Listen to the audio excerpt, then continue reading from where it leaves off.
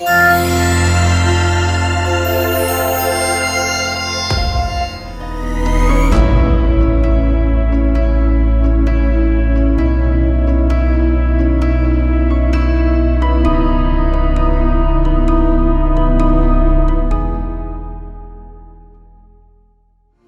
avons compris que le Seigneur nous conduit à proclamer que ce mois de juillet est un mois d'action de grâce. Et j'expliquais que nous répondons verbalement, c'est-à-dire nous rendons verbalement gloire à Dieu ou bien grâce à Dieu pour ce qu'il est et ce qu'il fait. Quand vous lisez par exemple dans le livre dans le psaume, verset 106, psaume 106, verset 1, la Bible dit « Louez l'Éternel, car il est bon ». Donc tu rends grâce à Dieu pour ce qu'il est, car il est bon et sa miséricorde durera toujours. Et donc tu peux remercier Dieu pour ce qu'il est et puis le remercier pour ce qu'il fait. Mais l'action de grâce la plus puissante, qui a beaucoup plus d'impact sur toi, c'est l'action de grâce que tu fais, qui est basée sur ce que Dieu est, pas ce que Dieu fait. L'action de grâce qui est basée sur ce que Dieu fait doit attendre que Dieu fasse quelque chose. Ce qui fait que ça va corrompre même ta confession pendant que tu es en train d'attendre. Parce que tu dépends de ce que Dieu fait pour rendre l'action de grâce. Mais l'action de grâce qui est basée sur qui Dieu est n'attend pas que Dieu fasse quelque chose. Cette action de grâce sait déjà que Dieu fait à cause de qui il est. Ce qui fait que ta confession sera toujours la même, quelles que soient les situations que tu traverses. Parce que Dieu ne change pas, ta confession aussi ne changera pas. Alors, tu vas toujours parler de victoire, même quand tu traverses les temps difficiles. C'est parce que tu connais Dieu et ta confession est basée sur qui Dieu est. La Bible dit dans le livre de 2 Timothée, chapitre 1, verset 12, Paul dit, à cause de ces choses, je souffre, il dit à cause de cela, je souffre ces choses, mais je n'ai point honte, car je sais en qui j'ai cru. Donc je n'ai pas honte, je sais en qui j'ai cru. Alors mon adoration et ma confession est maintenue parce que je sais en qui j'ai cru. Alors ça devient très important de connaître Dieu. Nous devons développer notre connaissance de Dieu. Parce que pour dire « je sais en qui j'ai cru », ça veut dire que tu as développé ta connaissance de Dieu. Vous voyez, quand tu es né de nouveau, tu ne connais pas encore Dieu. Tu connais le salut, mais tu ne connais pas encore Dieu. Même si on dit qu'on connaît Dieu. Alors, dans le parcours du salut, tu dois tout faire pour développer ta connaissance de Dieu. Ne t'arrête pas seulement au salut, tu dois développer ta connaissance de Dieu. Vous voyez les enfants, quand ils sont encore très petits, quand ils regardent les parents, ils ne reconnaissent pas nécessairement en eux. Ils ne voient pas des parents. Ils ne savent même pas qui tu es. Toi, tu peux être content que tu as un bébé, tu lui fais des jeux, guidi, tout ça là. Il te regarde, mais il ne sait pas qui tu es. Même s'il rit, mais il ne sait pas encore qui tu es. Il ne comprend pas encore ce que tu représentes pour lui. Et donc, c'est en développant, en grandissant, que tu dois te concentrer sur la connaissance de Dieu. Laissez-moi vous dire ceci. La majorité des gens parlent de ce que Dieu fait. Alors ça fait qu'on parle de la puissance de Dieu, on parle de la gloire de Dieu, on parle de la richesse de Dieu, on parle de ce que Dieu est capable de faire. C'est pour ça que quand on parle de Dieu, les noms de Dieu qu'on connaît représentent ce que Dieu est capable de faire. Par exemple, quand on dit Jéhovah Jireh, ça représente le Dieu qui pourvoit. Quand on dit Jéhovah Rapha, ça représente le Dieu qui guérit. Quand on dit Jéhovah Shammah, on parle de Dieu qui est présent. Mais donc, on connaît seulement les choses que Dieu fait. Et donc, on a une connaissance vraiment très limitée de qui Dieu est vraiment. Mais on connaît ce que Dieu fait. Vous voyez, c'est important d'aller loin pour connaître la personne de Dieu. Pas ce que Dieu fait seulement, mais la personne de Dieu. Dis un peu avec moi la personne de Dieu. Si tu es en train d'écrire, il faut que tu écrives ce que je dis maintenant. Écris ceci. La qualité de ta vie chrétienne dépend de la connaissance que tu as de la personne de Dieu. La qualité de ta vie chrétienne dépend de la connaissance que tu as de la personne de Dieu. Pas de l'église, pas des chansons, pas des versets, mais de la personne de Dieu. Tu n'as pas une vie victorieuse tant que tu n'es pas encore arrivé à une connaissance de qui Dieu est, la personne. Je parle de la personne de Dieu. Pas les choses que Dieu est capable de faire, mais la personne de Dieu. Jean chapitre 17, verset 3. La Bible dit ceci. Écoutez ce passage. Il dit ceci. Or, la vie éternelle. Et la vie éternelle ici, c'est la vie que nous avons reçue quand tu as reçu Jésus. Cette vie s'appelle vie éternelle. Maintenant, écoutez ce que la Bible dit. Or, la vie éternelle, c'est qu'ils te connaissent toi. C'est qu'ils fassent quoi? La vie éternelle, c'est quoi? Il dit, c'est qu'ils te connaissent toi, le seul vrai Dieu, et c'est lui que tu as envoyé, Jésus-Christ. Dieu dit que la vie éternelle. Alors, la vie éternelle, c'est quoi? C'est une qualité de vie. C'est une vie. On parle de la qualité de vie et de la durée de cette vie-là. Et Dieu dit, cette vie-là, tu peux l'expérimenter si tu connais Dieu. Donc, ta vie chrétienne dépend de ta connaissance de Dieu. Tu dois connaître Dieu. Qu'il te connaisse. Pas qu'ils connaissent ce que tu es capable de faire, mais qu'ils connaissent la personne de Dieu. La qualité de ta vie, je répète, dépend de quoi? De ta connaissance de Dieu. De la personne de Dieu, c'est ça. La connaissance de la personne de Dieu. Connaître la personne de Dieu, maintenant, ça veut dire quoi connaître? Quand je parle de connaître Dieu, ou de connaître la personne de Dieu, de quoi suis-je en train de parler? Vous voyez, nous avons l'une des raisons pour lesquelles les gens passent le temps, si tu vois quelqu'un qui critique quelqu'un d'autre, il y a de fortes chances que cette personne ne la connaît pas. Et généralement, vous verrez qu'on parle des gens dans les magazines, on parle des gens dans les réseaux sociaux. Les gens qui parlent là n'ont même jamais serré la main de la personne qu'ils critiquent. Parce que souvent, vous voyez, on a tendance à parler de la personne en apparence, sans connaître la personne. Nous sommes ensemble jusque-là. Ce qui fait que souvent, quand on parle de quelqu'un, on parle de ce qu'elle a fait à l'extérieur, mais on ne parle pas de la personne, parce qu'on ne connaît pas la personne. Et Dieu ne veut pas qu'on parle seulement de ce qu'il fait. Et même des fois, on a tendance à critiquer Dieu parce qu'on ne le connaît pas. Tu entendrais des gens qui disent « Ah, pourquoi Dieu m'a abandonné ?» En disant ça, c'est une indication que tu ne connais pas Dieu. Parce que Dieu n'abandonne jamais. Il dit, je ne t'abandonnerai pas, je ne te délaisserai jamais. Alors quand tu entends quelqu'un qui dit, pourquoi Dieu m'a abandonné? Cette personne, c'est une indication qu'elle ne connaît pas son Dieu. Tout ce qu'elle connaissait jusque-là, c'est les choses que Dieu fait. Et quand ces choses-là ne manquent, elle va penser que Dieu l'a abandonné parce qu'elle est habituée à voir des choses. Je vais vous dire une chose bien aimée. Dans la vie des gens, il y a toujours des saisons. Il y a des saisons où tu vois des choses prendre place. Et d'autres saisons aussi où tu vois des choses qui ne sont pas en train de prendre place. Mais ça ne veut pas dire que Dieu a changé.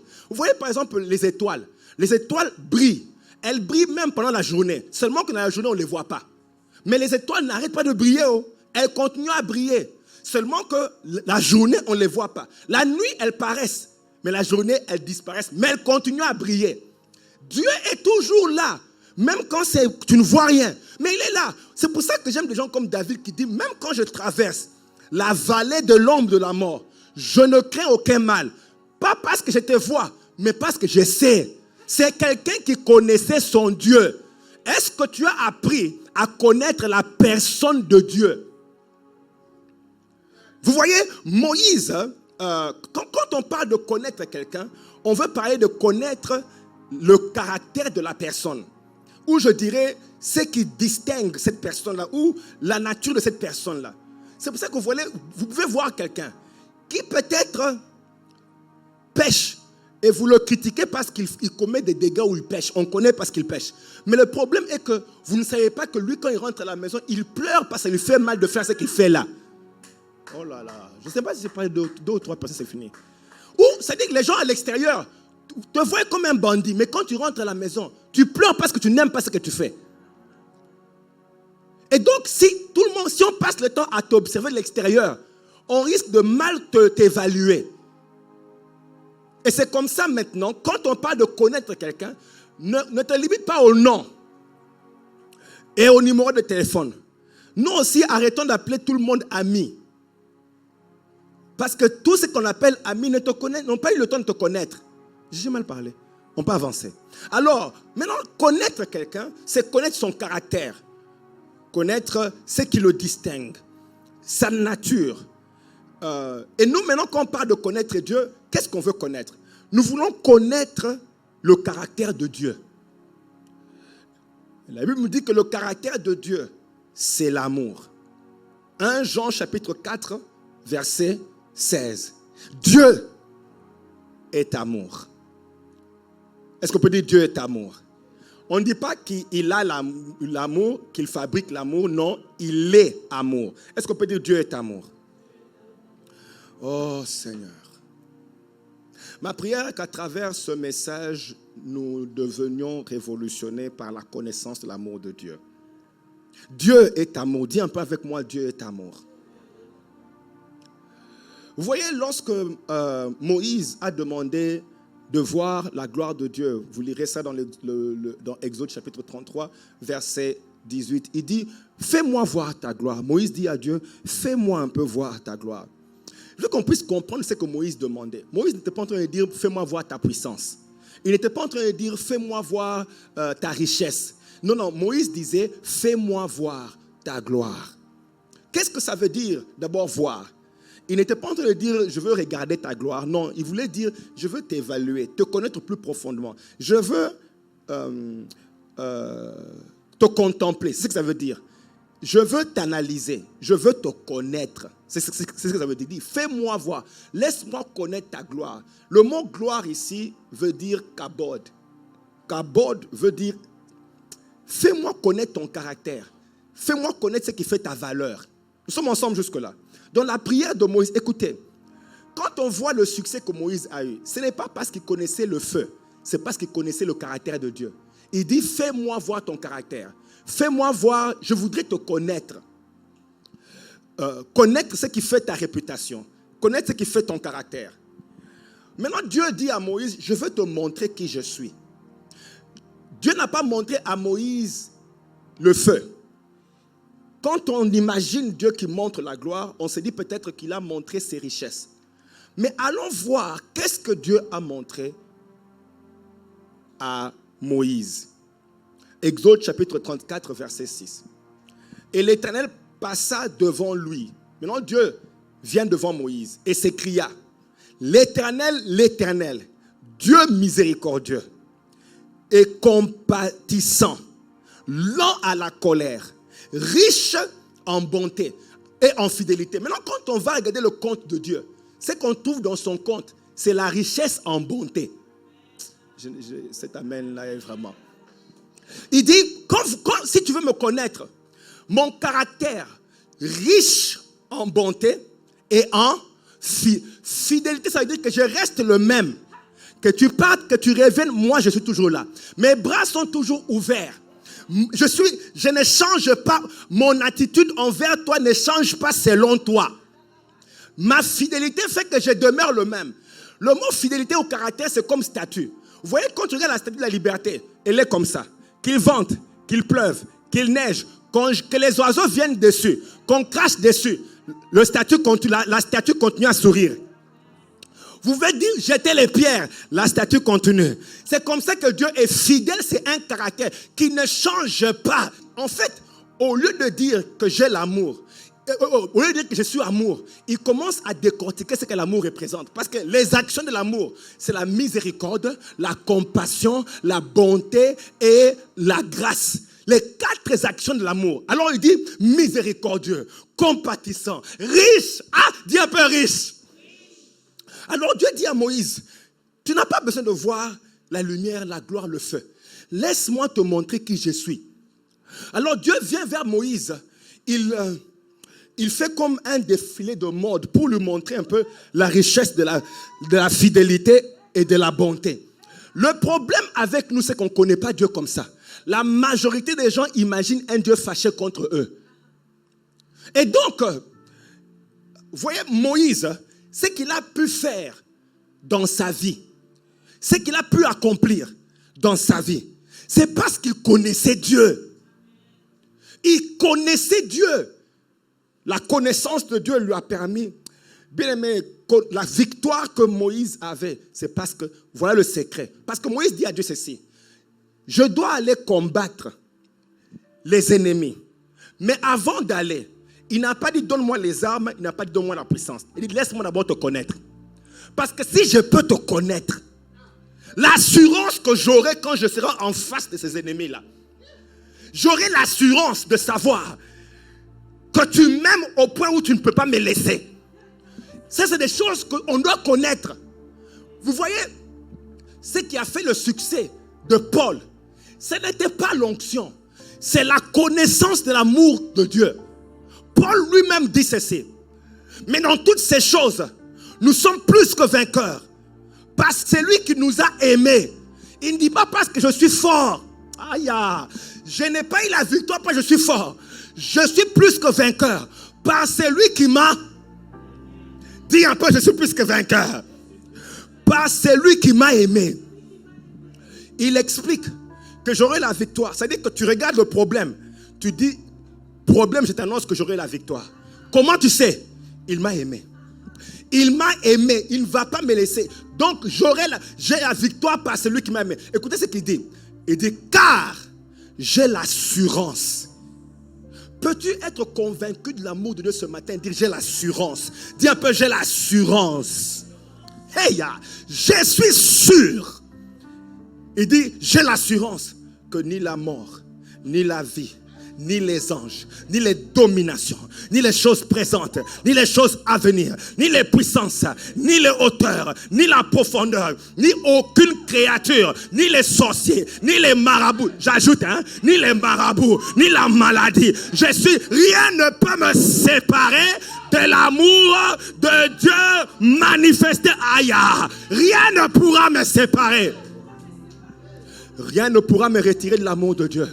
Sa main sera sur moi, quels que soient les temps. Bien-aimé, sa main sera toujours sur toi. Dieu ne peut pas enlever sa main. Pourquoi? Il t'a trop aimé. C'est ce qu'il veut, qu'il voulait qu'on comprenne. La chose majeure qui fait que les gens ne peuvent pas conquérir les choses que Dieu donne, même quand Dieu les donne, même quand tu connais ce que Dieu a pour toi, tu ne peux pas avoir parce que tu ne sais pas combien il t'aime. Ce que Dieu donne de foi est tellement glorieux, tellement puissant, tellement beau, que tu vas te sentir trop petit et te dire je suis indigne. La majorité des gens vivent comme ça. Tu te sens indigne. Tu peux être chrétien et ne jamais vraiment jouir de Dieu. Parce que quelque part, tu ne connais pas son amour et tu ne penses pas que tu mérites vraiment. Laissez-moi vous montrer une histoire scandaleuse. Vous voulez voir quelque chose de scandaleux dans la Bible? Allons-y. Luc chapitre 5, verset 5. La Bible dit ceci. Simon lui répondit, Maître, nous avons travaillé toute la nuit. C'est Simon qui a travaillé toute la nuit. Dis un peu travailler. Simon a travaillé toute la nuit et maintenant Jésus lui dit, entre là-bas, on va pêcher. Il dit, Maître, nous avons travaillé toute la nuit sans rien prendre. Mais sur ta parole, je jetterai le filet. Et il me dit, l'ayant jeté, il prit une grande quantité. Leur filet se rompait. La quantité de la bénédiction a scandalisé le filet. Le filet a dit, je n'étais pas créé pour cette grande dose de bénédiction. Kayama. Écoutez, maintenant il dit, ils firent signe à leurs compagnons qui étaient dans l'autre côté de la barque pour les aider. Ils vinrent et ils remplirent les deux barques au point où qu'elles s'enfonçaient. Quand il vit cela, Simon-Pierre tomba à genoux, au genou de Jésus et dit, allons suivre ce que Simon a dit. Seigneur, retire-toi de moi. La raison pour laquelle il ne voulait pas que Dieu reste là, c'est parce que la bénédiction était trop grande et lui a senti qu'il n'était pas digne. Parce qu'il dit, Seigneur, retire-toi de moi parce que je suis un pécheur. Maintenant, je vous pose la question, quand Dieu donnait, est-ce qu'il ne connaissait pas? Aïe. Bien aimé, tu te dis, dans la majorité des cas, les gens se disqualifient eux-mêmes. Ce n'est pas Dieu qui les disqualifie. Parce que Jésus a scanné Pierre, l'a observé. Il est allé dans le passé de sa famille. Il a vu tout ce qui s'est passé autour de l'arbre. Il a vu ce qui s'est passé avant que Pierre ne vienne. Il a consulté le rapport de la vie de Pierre.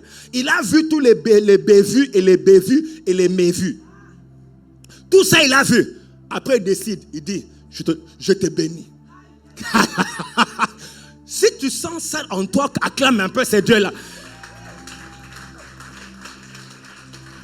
Les problèmes de Pierre n'ont pas dérangé Jésus.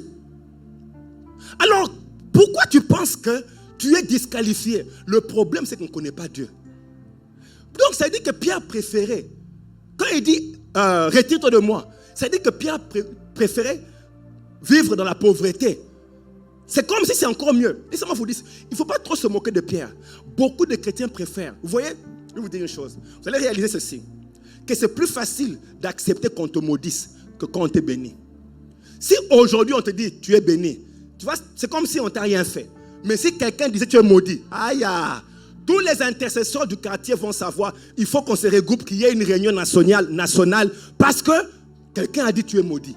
Mais si on dit tu es béni, combien de fois ici on a dit tu es béni, tu vas rentrer comme si tu n'as rien reçu. C'est parce que la majorité des gens ont tendance à facilement accepter. Vous savez pourquoi? C'est parce qu'on a tendance à croire qu'on ne mérite pas vraiment les bonnes choses. Même si on sait que Dieu nous a donné. Mais il y a une tendance dans notre esprit de seulement se dire, on ne mérite pas vraiment. Ce qui fait que quand on te maudit, tu sais, ça c'est moi. Ça va marcher. Cette malédiction va marcher, il faut bloquer ça. Mais quand on dit on te bénit, toi-même tu sens que ça ne va pas arriver. Parce que toi-même tu te disqualifies de la bénédiction. Dis Père, au nom de Jésus, j'accepte ton amour, je ne serai pas disqualifié, ton amour m'a qualifié, je reçois ton amour et je reçois la bénédiction au nom de Jésus-Christ. Beaucoup de gens se sont disqualifiés et Dieu a eu des problèmes de promouvoir les gens parce que tout le temps, il y avait ce problème-là. Gédéon dit la donne, il dit je suis le plus petit. Moïse dit je ne sais pas parler. Moïse dit je ne sais pas parler parce que quand Moïse a regardé son passé, il a dit après avoir été meurtrier, qu'est-ce que Dieu vient chercher avec moi? Mais bien aimé, quand Dieu vient vers toi, ce n'est pas un problème d'être qualifié. Son amour va te qualifier. J'ai besoin de deux personnes. Quand Dieu vient vers toi, son amour va te qualifier.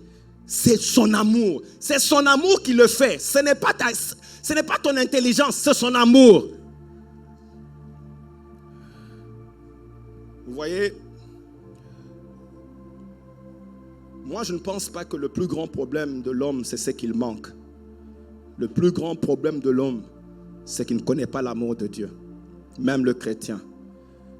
Pour prouver cela, Dieu n'a pas donné des choses à l'homme, mais il devait guérir l'amour de l'homme. Il devait guérir l'homme parce que l'homme manquait d'amour. La Bible dit dans Jean 3,16, Dieu a tant aimé. Le remède était Dieu a tant aimé le monde. C'est ça le remède. Pour te donner l'amour, pour remettre l'amour dans le cœur de l'homme. Parce que la majorité marche sans la connaissance de l'amour de Dieu. Tu ne sais pas combien Dieu t'aime. Est-ce que tu sais? Est-ce que tu sais combien le cœur de Dieu bat pour toi? Hey! Pendant que toi tu dors, Dieu dit moi je veille. Toi vas-y, dors comme tu veux. Mais moi Dieu je reste debout. Je vais veiller. Je préfère te contempler même quand tu dors. Ah!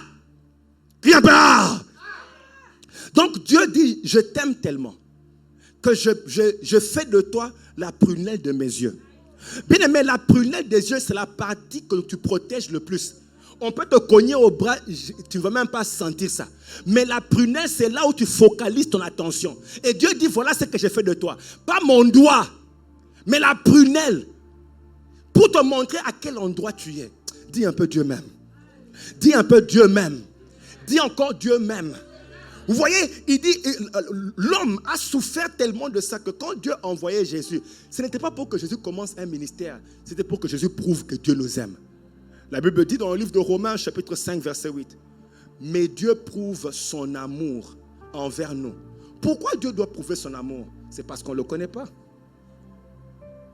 C'est parce qu'on ne connaît pas l'amour de Dieu.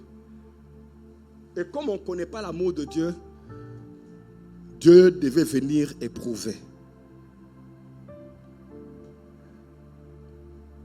Nous allons étudier l'amour de Dieu pendant toute cette période et comprendre combien Dieu nous aime.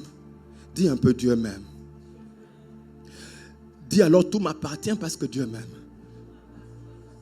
Je ne manquerai de rien parce que Dieu m'aime. Lève-toi un peu, lève-toi un peu. Tu vas citer, déclarer, tu dis, Dieu m'aime trop pour me laisser là où je suis. J'irai de gloire en gloire parce que Dieu m'aime. Déclare cela, lève ta voix et déclare un peu cela. Dis, j'irai de gloire en gloire parce que Dieu m'aime. La victoire m'appartient. Je marche dans la victoire parce que Dieu m'aime. Il m'aime trop pour me laisser là où je suis. Il m'aime trop pour me laisser là où je suis. Cette maladie ne restera pas dans mon corps parce que Dieu m'aime trop. Il m'aime trop. Il a payé le prix parce qu'il m'aime.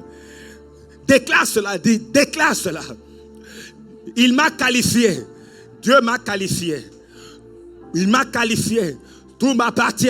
C'est à moi parce qu'il m'a qualifié. Je suis qualifié. L'amour de Dieu me qualifie.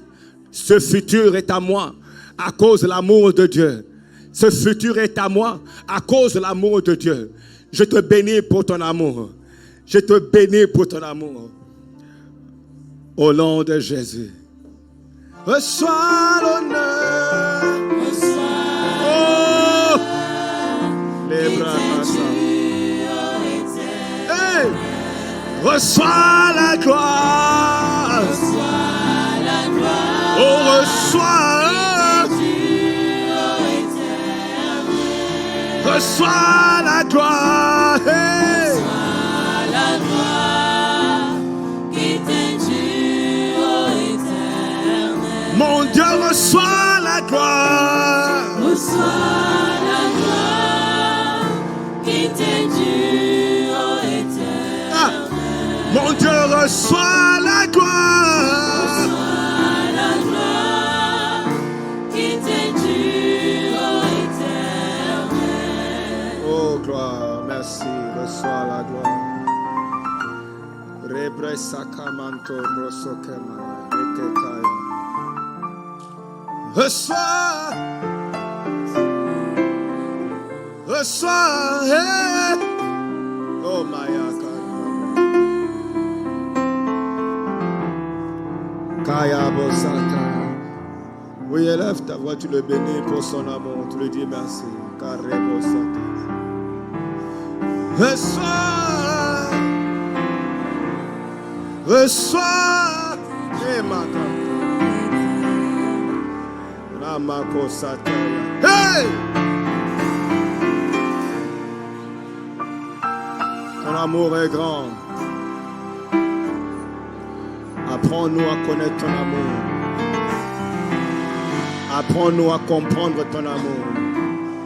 À recevoir ton amour. À marcher, mon Dieu, dans la connaissance de cet amour. Hey! La bracosoto. Merci de réparer, mon roi, dans cette saison. La macoseta. Merci pour ton amour.